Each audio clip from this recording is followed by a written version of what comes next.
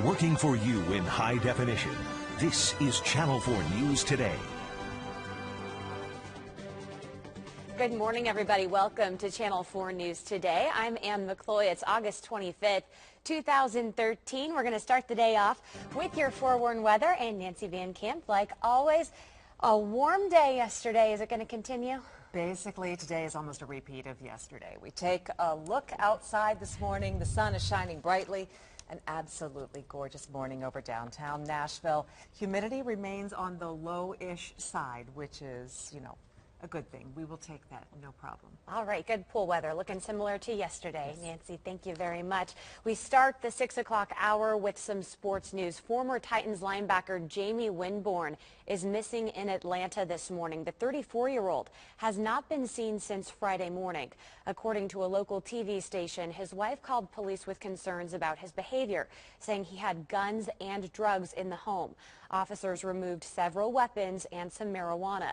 Winborn played football at Vanderbilt before making the leap to the NFL. The Titans released him 3 years ago. There are reports that Winborn has been battling cancer. A violent crash tied up traffic on I-40 overnight. 2 vehicles were involved in the crash. One of them went up a rock wall. Medics took 3 people to the hospital. There's no word on what condition they're in. Police closed some of the westbound lanes near Charlotte Pike while crews cleaned everything up. 1 person is dead and several others are in the hospital after a crash in Wilson County. According to the Lebanon Democrat, a motorcycle collided with a car on Highway 109 around 8 last night. The biker died at the scene and 6 people in the car were rushed to other area hospitals. At least 2 of those patients were children. Metro Councilman Dwayne Dominy is sharing his side of the story after his arrest on Friday. He says he was shocked when a SWAT team showed up to his house to take him into custody. The councilman says the whole ordeal was because of a misunderstanding. In June, the TWRA cited Dominy for a safety violation at Percy Priest Lake. He says the ticket got wet, that he wound up writing down the wrong court date.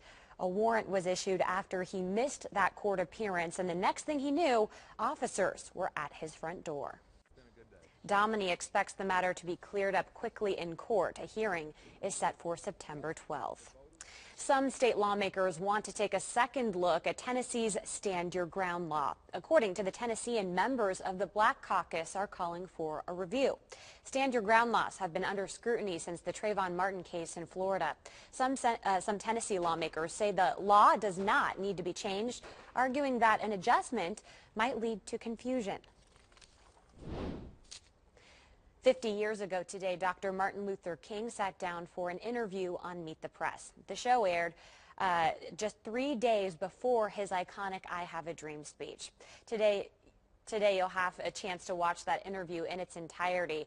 In addition to the regular weekly edition of Meet the Press, a second edition will air at 11. Both programs will focus on the state of the American dream. Well, yesterday, tens of thousands of people retraced the steps of the historic March on Washington. Many of those in the crowd say the dream remains a work in progress. NBC's Brian Moore with the story. Brian Moore, thank you so much. Time to get another check at your forewarned weather with Nancy Van Camp. Nancy, we had some just gorgeous weather yesterday, and I feel like it cooled down right in time for those evening events, the Titans game. It was just nice being out on the porch yesterday. See more of that today, maybe? Yeah, I think today is going to be a lot like yesterday. If you have evening plans, wow, go for it. It's going to be fabulous. It's just going to be a lot drier than what we've been accustomed to this summer. So give the plants a little more water. Apparently, we're going to need it. Okay. All right, Nancy, thank you. The Titans claimed their first victory of the preseason last night. They dominated the Atlanta Falcons in front of the home crowd at LP Field. 27-16 was the score. Titans quarterback Jake Locker looked good, completing nearly all of his passes, including a touchdown throw to Nate Washington. Chris Johnson added 65 yards to the ground game, and the defense finished the night with 6 sacks. The team won't have long to celebrate. Coaches will cut at least 15 players before the final preseason game Thursday in Minnesota. They'll make more cuts on Saturday. Chris Harris will have much more on last night's game in our next half hour, so stick with us here. With all the sunny weather we've been having, it might be a good day to visit the zoo. The Nashville Predators are taking over today.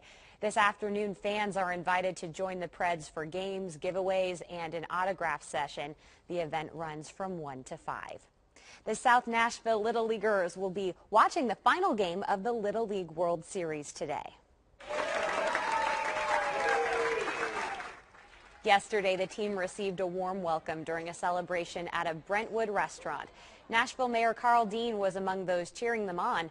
The past few weeks have been very exciting for these guys. After claiming the Southeast Regional Championship, they started getting calls from Major League Baseball players and interviews on ESPN.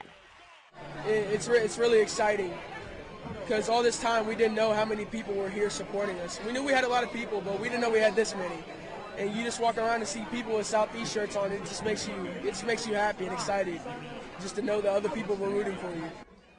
The team's manager says the players have a lot of talent and believes that South Nashville will return to Williamsport again. Up next, the latest on a deadly shooting spree in Florida. And later, an American twist on an iconic Spanish festival. Thousands run with the bulls right here in the U.S. And a live picture over downtown this morning. Mild temperatures to wake us up, but more of that hot weather on the way. Nancy will have more on your forecast coming up. Welcome back, everybody. Your time now, 6:13. A Florida man is accused of going on a shooting spree and killing 3 people, including himself. It all happened yesterday morning. Police say Hubert Allen Jr. killed the owner of Pritchett Trucking, shot and killed a farm worker, then shot 2 employees at the trucking company. Both of those employees are in the hospital recovering. Police say Allen went home after the shootings and killed himself. There's still no word on a possible motive. Amanda Knox has decided not to go back to Italy for a retrial that's supposed to start next month. Knox's lawyer says she is not trying to run away, but doesn't understand why a retrial is necessary. Knox is not required to be there and can be represented by her lawyers. She spent 4 years in prison for the murder of former roommate Meredith Kircher. Knox and her ex-boyfriend were acquitted in 2011. Hundreds of people gathered to remember Hannah Anderson's mother and younger brother. There was a memorial service for both of them yesterday, and about 500 people came out. Their bodies were found in the burned-down home of Hannah's kidnapper, James DiMaggio. Hannah sat with her father and her family in the front of the church during the service. A legendary Broadway actress who starred in the 80s soap opera Knots Landing has passed away. Julie Harris died at her home in Massachusetts of congestive heart failure yesterday. She won 5 Tony Awards for Best Actress and a 6th Tony for a Lifetime Achievement Award. She even received a Kennedy Center honor back in 2005. Harris was 87. The Syrian government is now accusing the rebels of using chemical weapons and is warning the U.S. against any action. Syrian officials say if the U.S. launches any military action against Damascus, it will put the Middle East in even more turmoil. President Obama is considering different options. U.S. naval units are moving closer to Syria, but they do not have any immediate orders right now. The UN is still trying to find out if the Syrian government used a chemical weapon. An international aid group says so far 355 people died from the alleged attack on Wednesday. Former South African President Nelson Mandela is still in critical but stable condition this morning. In a statement from the president's office, doctors say Mandela is showing great resilience. His health becomes unstable at times, but he tends to stabilize. The 95-year-old was admitted to the hospital in June with a recurring lung infection. Well, when you go to the beach, you expect to see sand, but some of the beaches in Florida are running out of it. Carrie Sanders explains a few ways officials might fix the problem. How neat is that? It would probably help people recycle more, maybe, if they knew it was going to help the beach, right? Well, I don't know about where you live, but where I live, glass isn't, one of the recyclable items. Yeah, so we ended up tossing it in the trash. I'd love to recycle it. Mm-hmm. Okay. It's a note to remember to recycle this morning. All right. Put it in the mail, ship it to Miami. Hey, let's take a look at what's happening in terms of our weather headlines. This is an overview of not only today, but on through the next several days. I like the dry. When you said 100, The feeling of 100. I don't know if I'm ready for that yet. And that's the heat index, not the actual temperature. But. All right. Thank you so much, Nancy. This is a wild story. About 4,000 Americans got the chance to run with the Bulls, but not in Spain. No, they got to do it right here in the U.S. Mike Valero was there. He got to see it all.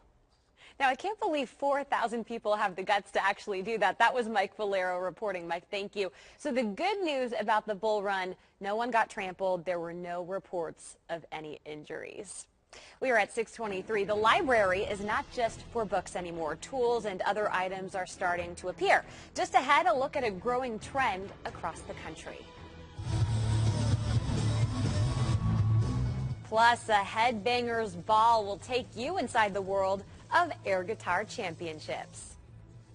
And this is a live picture over downtown this morning. More hot weather expected today. We'll be right back.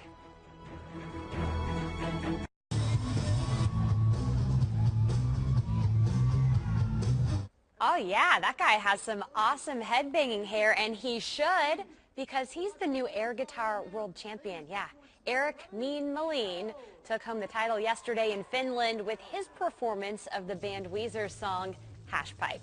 There were some crazy performances. I mean, look at this guy. He's in a rabbit outfit. Oh yeah, hopping around. But it's for a good cause. According to the air guitar website, they have competitions to promote world peace. When you go to the library, you expect to check out books, right? But what if you could rent tools like for your yard work? Well, in some places you can. Here's John Yang with all the details. Breaking news just ahead. Former Titan Keith Bullock has been arrested. We'll have all the details on that. Plus, the latest on the California wildfire. New concerns as the blaze continues to spread.